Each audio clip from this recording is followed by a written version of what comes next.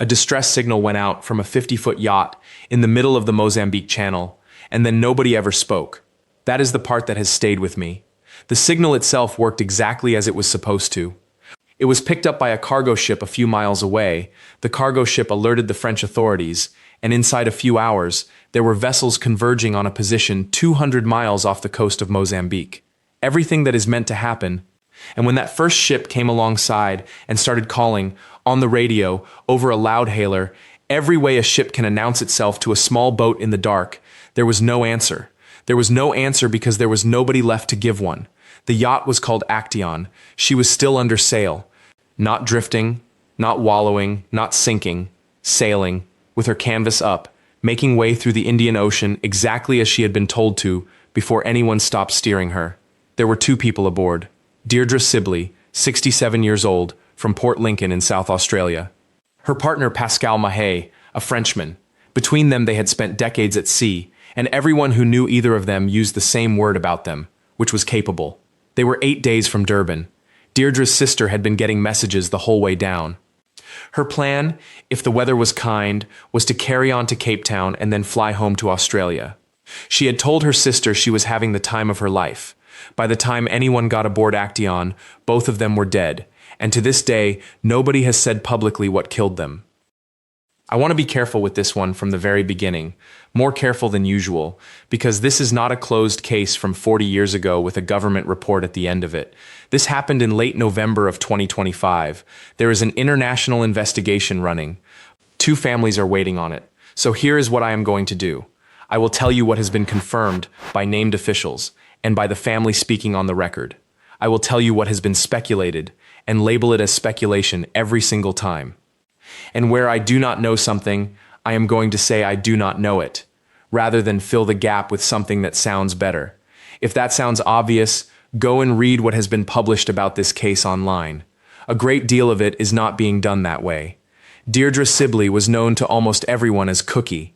She was 67, from Port Lincoln, a fishing town on the Eyre Peninsula in South Australia, which is about as maritime a place as that country produces. Her sister, Sue Good, described her as an adventurous, outdoor soul, and said she had spent decades at sea. Decades. Not a season, not a sabbatical. This was not a woman who bought a boat at 60 and went looking for an adventure. This was somebody who had been doing it most of her adult life and had arrived at 67 still doing it. Pascal Mayday was French. Action was his, a 50-foot sloop registered in France. He is described everywhere by people who knew him with the same phrase used about her, a highly experienced cruiser. A sloop, if the word is new to you, just means a sailing boat with one mast and a fairly conventional rig, the shape most people picture when they picture a yacht. 50 feet is a serious size for 2 people. It is a real ocean boat, and it is also a lot of boat to handle short-handed, which tells you something about both of them. They had left Reunion Island in June. Reunion is a French island in the western Indian Ocean, east of Madagascar. From there, the classic route runs west and south, across to Madagascar, down through the Mozambique Channel, and into Durban on the east coast of South Africa. Boats have been sailing it for centuries. It is a well-known passage with a well-known reputation. Their plan was Durban first, and then, weather permitting, on around to Cape Town. They had been going for 5 months by the time the distress signal went out. Deirdre had been in regular contact with her sister the whole way down the coast, which is what you do. You check in, you say where you are, you say what the weather is doing. It is worth spending a moment on what 2 people alone on a 50-foot boat actually means, because people hear it and picture a holiday. On a passage, somebody has to be awake and responsible at every moment, day and night, for as long as the passage lasts. With 2 people, that means watches. One on, one off, around the clock. 4 hours and 4 hours, or 6 and 6, or whatever pattern suits the pair of you. Nobody sleeps a full night. Nobody has been asleep for more than a few hours at a stretch in weeks. Everything else happens on top of that. You cook in a galley that is moving in 3 directions. You navigate. You watch the weather and make routing decisions that commit you for days. And when something breaks, and something always breaks, you fix it yourself, at sea, with the parts and the tools you happen to have aboard, because there is nobody to call and nowhere to take it. There is also a specific vulnerability built into a crew of 2 that a crew of 4 does not have, and it becomes important later. If one person is incapacitated, the other one is not down to half strength. They are down to one person doing every single job on a 50-foot boat in the middle of an ocean while also trying to look after someone. 2 very experienced people had built a life around managing exactly that. They had been managing it successfully since June. If you follow these stories, subscribing is the single thing that helps most. It is how the channel keeps finding the people who want them told carefully. And then in late November, they were in the Mozambique Channel, roughly 200 miles northeast of Beira. The Mozambique Channel needs explaining, because everything that is being speculated about this case comes out of what that stretch of water is. It is the sea between Madagascar and the African mainland, about 1,000 miles long, and at its narrowest, something like 250 miles across. On a chart, it looks like a shortcut. In practice, it is one of the more demanding passages in the sailing world, for 3 separate reasons that have nothing to do with each other. The first is the current. The Mozambique Channel feeds the Agulhas, one of the strongest western boundary currents on the planet, running south down the African coast at speeds that can reach 4 or 5 knots. That is not a background influence. That is a river inside the ocean, and it will carry a 50-foot yacht along whether or not anybody is steering. The second is what the current does when the wind turns against it. Get a southerly blowing up against a strong south-going current, and the sea does not simply get rough. It gets steep and short and vertical, waves standing up on themselves and breaking. This is the same mechanism that makes the water off South Africa notorious, and it is why sailors going that way obsess over weather windows in a way they do not elsewhere. And the third is people. The Western Indian Ocean has a piracy history. Most of it is further north, around Somalia and the Gulf of Aden, and most of it involves commercial shipping rather than yachts. But sailing boats have been taken. The best-known case involving cruisers is Paul and Rachel Chandler, a British couple seized from their yacht near the Seychelles in 2009 and held for more than a year before they were released. Deirdre's sister told an Australian broadcaster afterwards that the Mozambique Channel is not a very safe area. I am telling you all 3 of those because you need them to understand the rest of this video. What I am not going to do is pick one of them and present it as the answer, because nobody has established which, if any, of those 3 things is what happened to Actaeon. On the evening of the 26th of November, some accounts put it on the 27th, and a day's difference is worth flagging rather than smoothing over. A distress signal was transmitted from Actaeon. That single fact carries a lot of weight, so let us be precise about what it does and does not tell us. A distress signal from a yacht can come from several sources. It can be a voice Mayday on the radio. It can be a digital alert sent at the press of a button on a modern VHF set, which broadcasts the boat's identity and position automatically.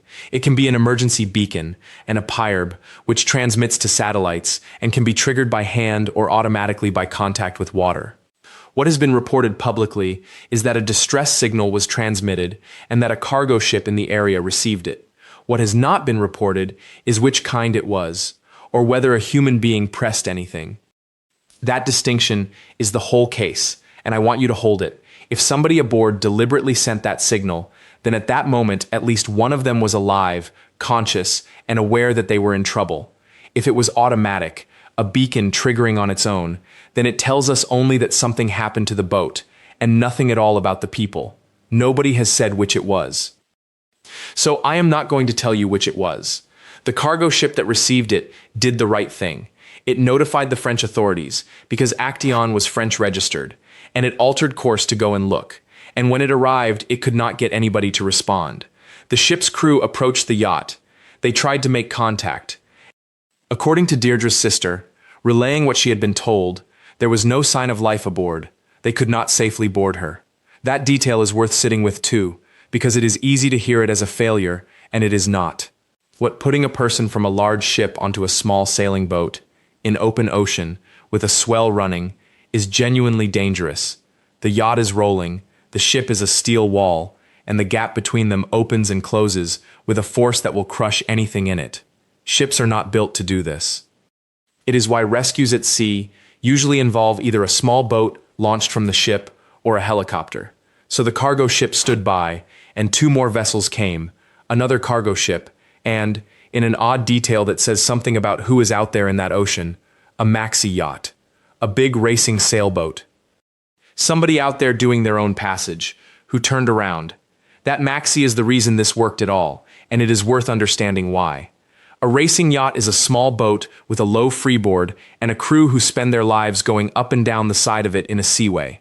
She can come alongside another sailing boat in a way that a 200-meter steel cargo ship simply cannot, and she has people aboard who are used to moving between boats on the water. There is no obligation on anybody to do that. There is a duty in maritime law to render assistance, and there is also a very old and very unglamorous rule at sea that you go, because one day it will be you. Whoever was aboard that maxi was in the middle of their own ocean passage, on their own schedule, and they altered course and went to a position hundreds of miles from anywhere to help strangers they would never meet. Sailors from one of those vessels finally managed to get aboard Actaeon. They found a man and a woman, both dead. I have thought about those people a good deal while putting this together. They climbed onto a sailing yacht in open ocean, expecting to find somebody who needed help, a medical emergency, an injury, people who could not get to the radio. That is what you brace yourself for on the way over. Somebody had to be first down that companionway. Here is the part I keep coming back to. Actaeon was still sailing. Multiple reports describe the yacht as having continued under full sail, and as remaining adrift under sail for days afterwards while she was monitored. She was tracked on the public AIS system, the automatic identification system that shows vessel positions, and she was there, on the map, moving. Understand what that means physically. A sailing boat with her sails set and her self-steering engaged does not stop when the crew stop. She keeps her course. She keeps her speed. Wind fills the sails. The vane or the autopilot holds the heading, and the boat goes on doing precisely what she was last told to do, for hours or days, until something changes. Everything about her looked normal from a distance. A 50-foot sloop under sail in the Mozambique Channel, making her way south towards Durban, exactly as she had been for 5 months. That is what the first ship's crew were looking at when they called across and got nothing back. And there is a further layer to it that I find genuinely difficult. Actaeon was visible. She was on AIS, which means she was broadcasting her name, her position, her course, and her speed, continuously, to every vessel within range, and to public tracking websites that anybody with an internet connection can look at. An Australian who knew the family was able to pull the yacht up on marine traffic and see her sitting there on the map. So for a period of days, anybody who cared to look could watch that boat moving across the Mozambique Channel. Name, heading, speed. All of it correct. All of it exactly what you would expect from a well-found yacht on passage with 2 capable people aboard.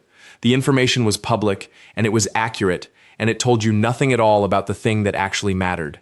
That is not a criticism of AIS, which is an excellent system, and which is part of why the response happened as fast as it did. It is just one of the strange facts of modern sailing, that a boat can tell the entire world where she is, continuously, and still not be able to say the one thing that would have mattered. Genuinely curious what you make of that. The boat sailing on. Leave it in the comments, I read them. So what killed them? Nobody has said. That is not evasion on my part. It is the actual state of the case. There has been no official indication of a likely cause of death. International and Australian officials are investigating. The Australian Department of Foreign Affairs and Trade confirmed it was providing consular assistance to the family and, citing privacy obligations, declined to say more. The word that has been attached to this story in headline after headline is piracy. Some outlets have run it as a suspected pirate attack. Others have been more careful and reported only that the possibility has been raised. Deirdre's sister was asked about it and said the channel is not a very safe area, which is true, and which is not the same thing as saying that is what happened. Here is where the honest line sits. Authorities have not confirmed whether foul play is suspected. That is the published position, and it is different both from confirming it and from ruling it out. So I am going to lay out the possibilities plainly, and then leave them where they belong, which is open. Piracy or robbery is one. It is the one being talked about. It is not impossible in that water, and if it were established, it would explain 2 deaths at once. Weather is another. The channel produces genuinely dangerous sea states, and a knockdown or a boarding wave can kill or disable people very quickly on a short-handed boat. but a boat that has been rolled or badly knocked down usually shows it. Damage on deck, rigging problems, water below, and nothing in the public reporting describes a damaged vessel. She was sailing.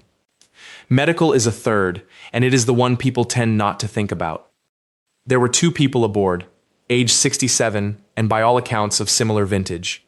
Short-handed crews live at the edge of exhaustion on long passages. If one person collapses at sea, the other is single-handing a 50-foot boat while trying to keep somebody alive, hundreds of miles from help. There are documented cases of exactly that cascade. There are others. Carbon monoxide from an engine or a heater in an enclosed cabin has killed sailors before, and it does it quietly. Fumes, fire, a fall below decks. I want to be completely clear. I am not proposing any of these. I have no evidence for any of them, and neither does anybody else writing about this case. I am listing them so that when you see a confident headline, you know how many other doors were standing open at the same time. The one thing I will say with confidence is this.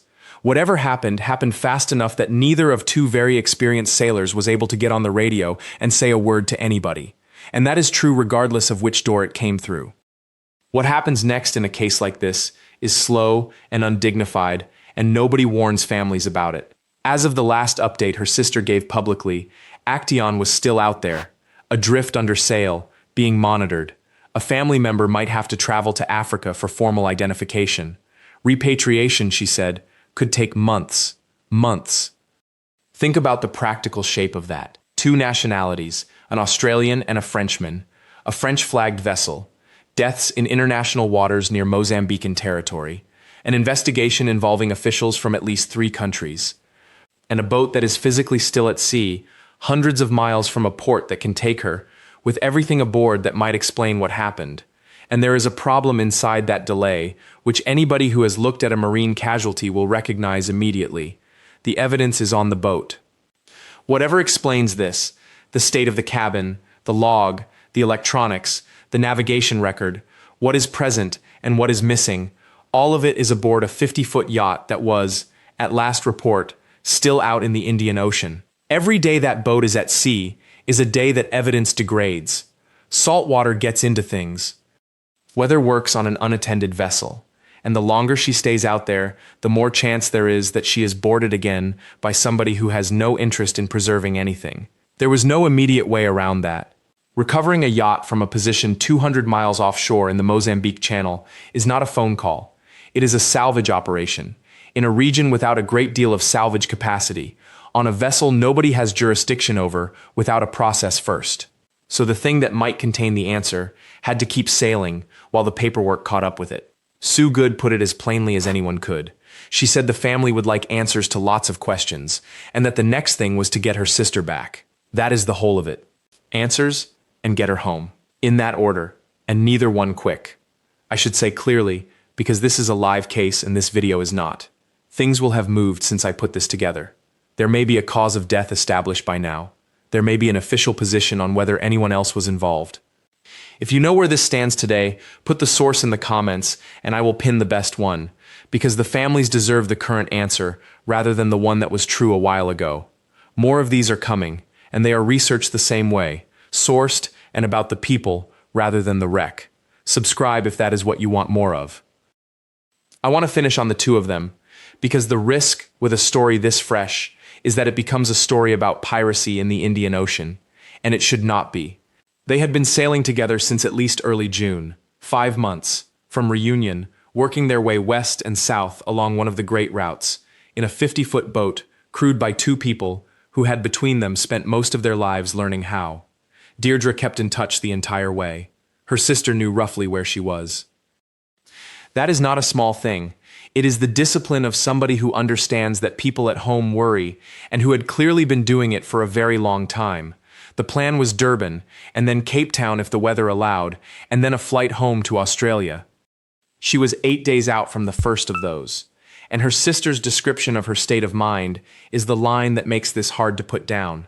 She said Deirdre had been having the time of her life. She said devastated. On the radio in Adelaide, she'd been away sailing with Pascal since early June, and she was so happy.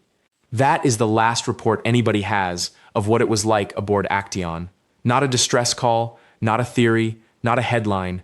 A woman of 67, 5 months into a passage she had spent decades earning the right to make, telling her sister that she was happy. Somewhere after that, in a stretch of water 200 miles off Mozambique, something happened that neither of two capable people could get on the radio about, and the boat kept sailing south, on the heading they had given her, for days after there was nobody aboard to change it.